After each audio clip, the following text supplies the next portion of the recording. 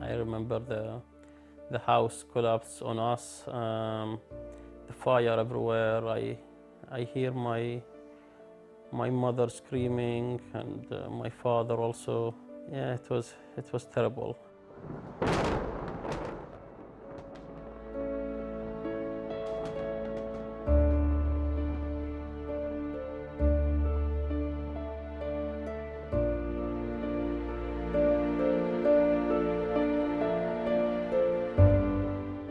So this picture was the first picture when I arrived in hospital. I remember my neighbor was telling me that when he pulled me out of the rubble, you know, that because my arm was so badly burned, so when he pulled me out, one of my arms came off. So that's me in the middle, and that's my two brothers. That's maybe 4 months before the attack. This is my little brother who lost his life.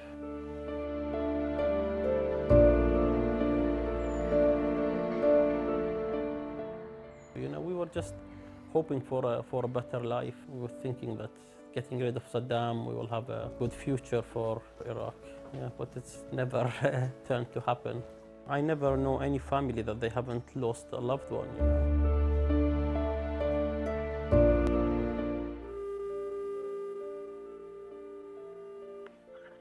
Hello, حبيبي.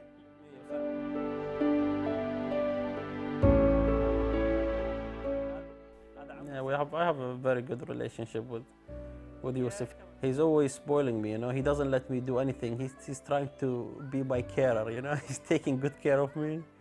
Yeah. If I'm trying to do something with my feet, he'll just say, "No, Daddy, I'll do that for you. You don't have to do it." Eli is going out with me in the car a lot, you know. Yeah, he likes my driving, you know. I try to live independent. I do many things. I can write with my feet. I can use the phone.